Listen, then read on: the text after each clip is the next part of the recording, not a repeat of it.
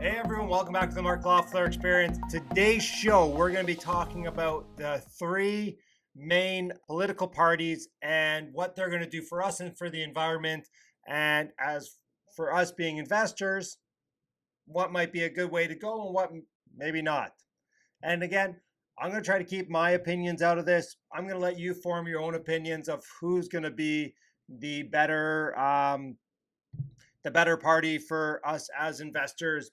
But comment down below. Tell me what you think. I'm always interested. So let's start off with the ruling party. Okay, so they've obviously had a minority government. But yeah, they can say that they were a minority government and they couldn't fulfill their plans like they wanted, and some of the plans that we heard of. But now anyways, we're not going to delve too much into what happened. We're going to delve into what the plan is. And to be honest with you, I don't find that much in their plan. Like, this is the Liberal plan right now. 10 days of paid sick leave. Liberals move forward to deliver better care for seniors, fighting wildfires, adapting to a climate change climate, supporting Canadian businesses in our hard-hit sectors, $10 a day childcare to make life more affordable for Canadians. Okay, well, I mean, here's the thing. Like, everyone is out there promises these things, and yeah, they're going to promise good things. So I did some digging, and I did find their plan for affordable housing, and I'm a little perplexed. The Liberals were in power, minority. They could call this election whenever they wanted, right? Pretty much. It wasn't the other parties basically saying, hey, we think now is a good time. It was the Liberals saying, okay, we're going to do this because we believe the polls are good and we're going to get a majority.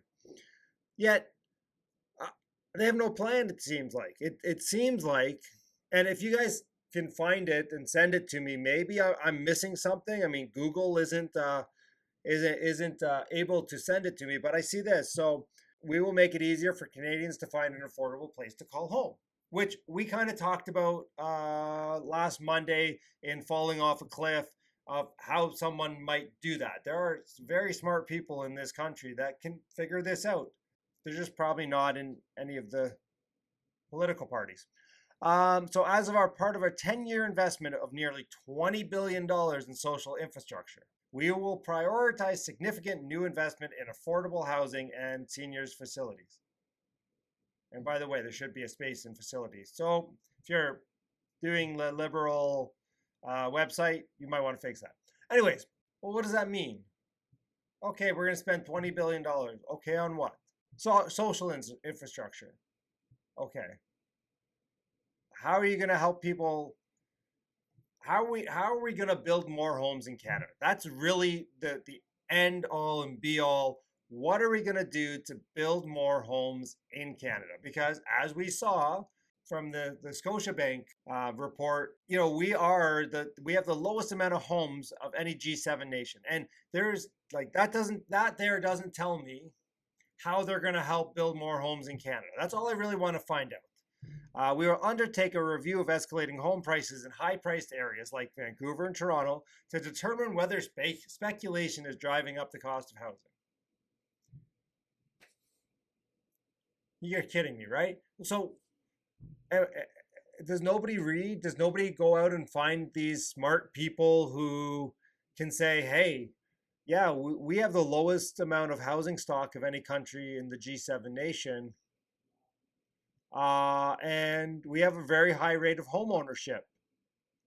So that therefore, we're gonna have less supply and more demand. And plus we're gonna add a couple 100,000 people a year to that equation and not build enough housing for the existing people we have. Makes sense. Okay, we will increase the new residential rental property rebate on GST to 100%, eliminating all GST on new capital investments in affordable housing. Great. Yet, this is a little thing in my opinion, and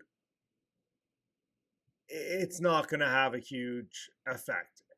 What would have a huge effect on affordable rental housing is changing the landlord tenant rules and not make it so hard to be a landlord in Ontario, which is why I know a lot of people got out of being a landlord in the last year. Provide $125 million per year in tax incentives to increase and substantially renovate the supply of rental housing across Canada. Okay, again, like are we talking public sector, private sector? I mean, I'll put my hand up and get some free tax incentives for my rental properties. You tell me what we need to do. Windows, make it more efficient. I'm happy to do all that stuff if you want to give me money. Okay, so that's the liberal plan. So because the conservative plan is like 83 pages, this is, I mean, they didn't call the election. Obviously, they were prepared. Oh, that's my first picture I've ever seen of Aaron O'Toole. Anyways, obviously, yeah, he has a plan. I get it. But because it's 83 pages and not just 4 bullet points, I went ahead and made some of my own bullet points.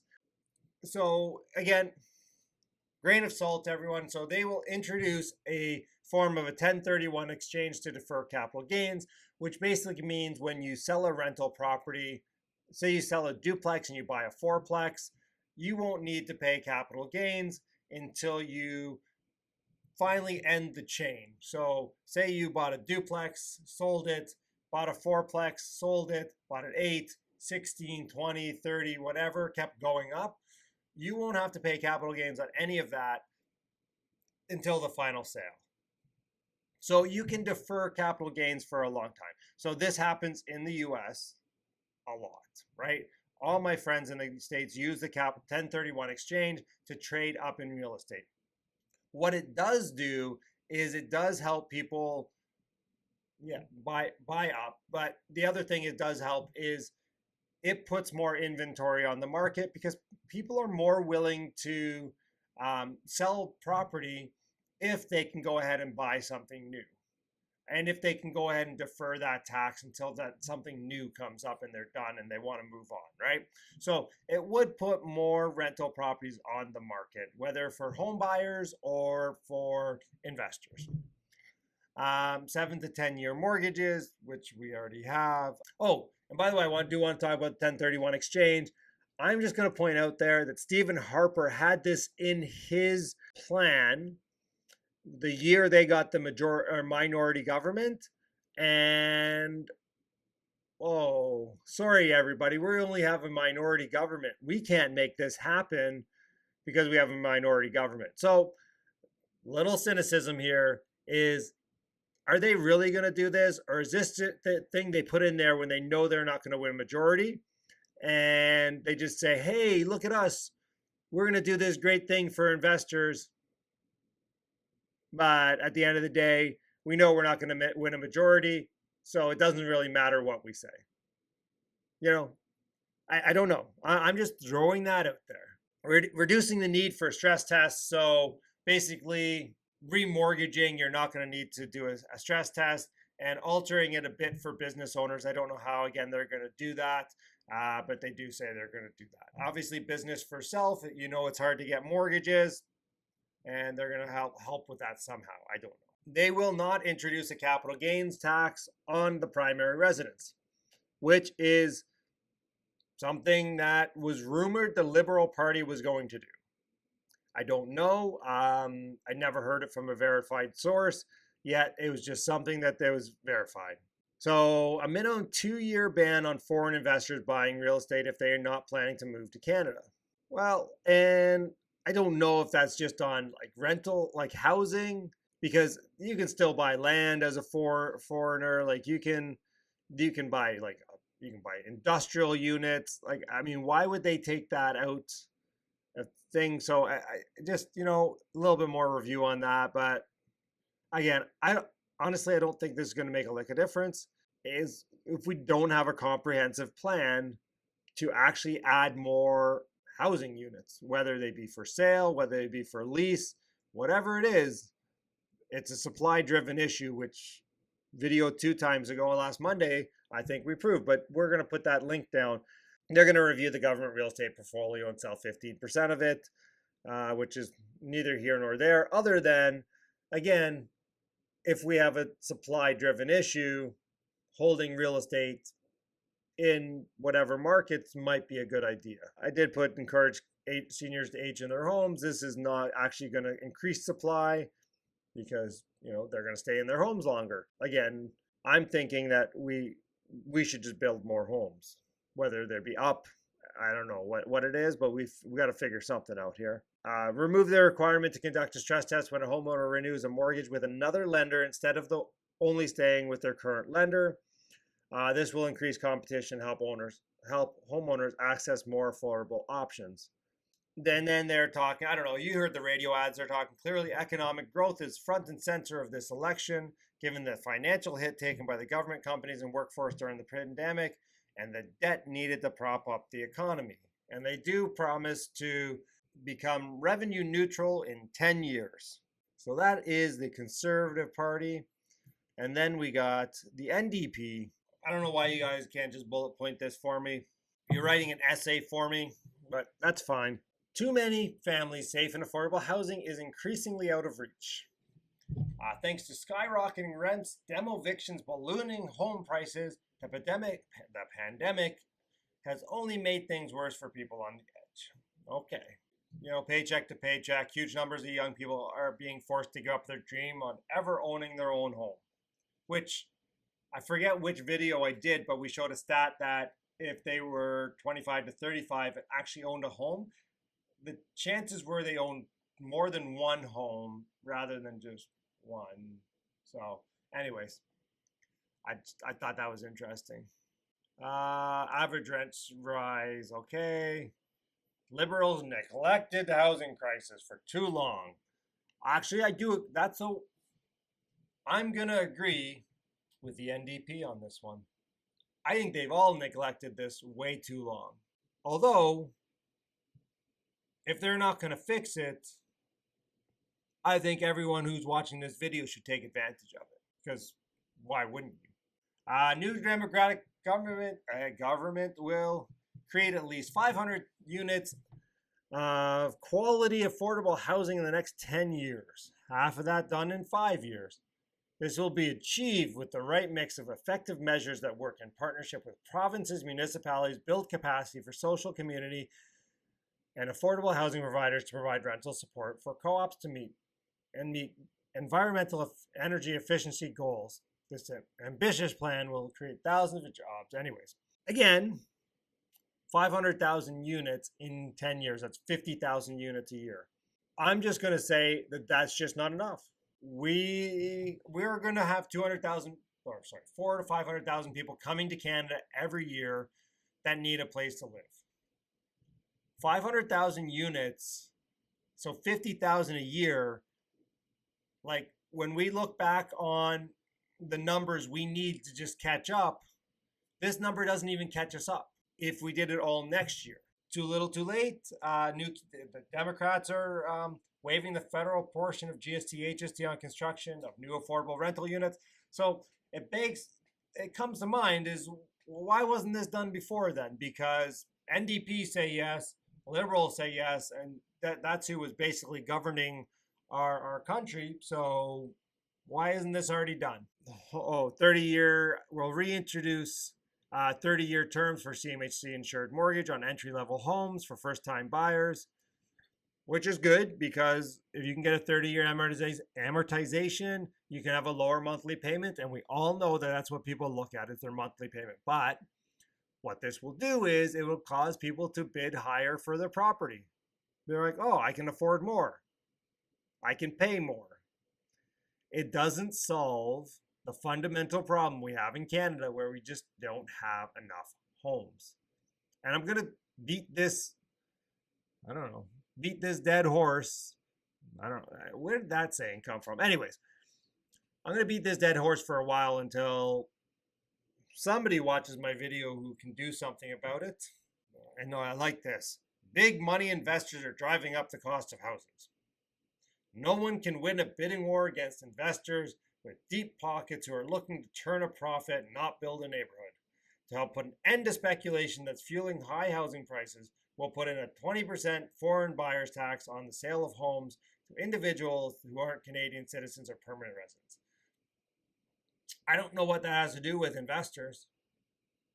I guess if you're talking about investors coming over from Dubai or like mainland China and some of these other places, yeah, I don't know. I don't know what that has to do with anything, but all right, good on you. And then we have the tax rate. So NDP is going to raise the tax rate, the top marginal tax rate. They're going to target ultra rich.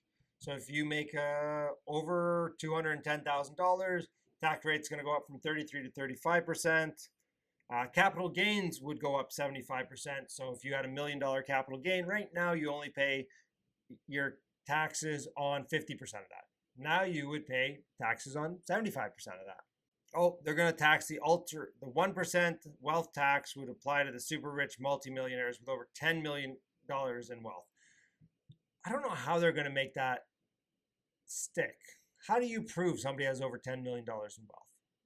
Just wondering. And do you actually want them to sell assets to pay that tax? Like that doesn't make a lot of sense. Like to tax wealth. I mean, you can tax income. Sure, I get that. You can tax purchases and stuff like that. Anyways, yes, they're going to do a luxury goods tax on private jets and yachts. Sure. I mean, I've always been in favor of consumption taxes. I think that's one of the better ways to do it. Although most consumption taxes like HST, GST actually hurt the poor more than they hurt the rich. They're going to raise the corporate tax from 15% to 18%. They're going to do a 20% minimum wage. Sorry, 20%. $20 minimum wage. So again, we're going to see more inflation. All right. So in short, how federal parties plan to fix the housing crisis after years of failed policies and what you can do as a voter to make this better. Well, I think that as most politicians, they're missing the mark. At the end of the day, like the Financial Post article says, he's been prime minister now for 6 years, and the problem has only gotten worse under them, right? They're trying to fix the demand side of it, and again, if you watch this, I'm going to beat that dead horse. We have a supply issue in Canada. Just going to put that out there. Hey, most areas of Canada. I'm thinking like Alberta, Saskatchewan. I don't know so much about Saskatchewan, but I know Alberta, again, it's way easier to build there. So if you can build quicker, you can meet demand. I'm just putting that out there. I don't know. All right, everyone. So this is my review of the 3 major parties in Canada and what their housing and some of their tax planning is in this federal election. Comment down below what you think is going to happen. If you think my prediction of some kind of minority government and none of these promises happen, then comment down below. If somebody's going to win a majority and none of the promises are going to happen, am I a little cynical? Maybe. All right. Well, everyone, smash that like button for my buddy David Harkey. And thanks, everyone. We'll catch you next time.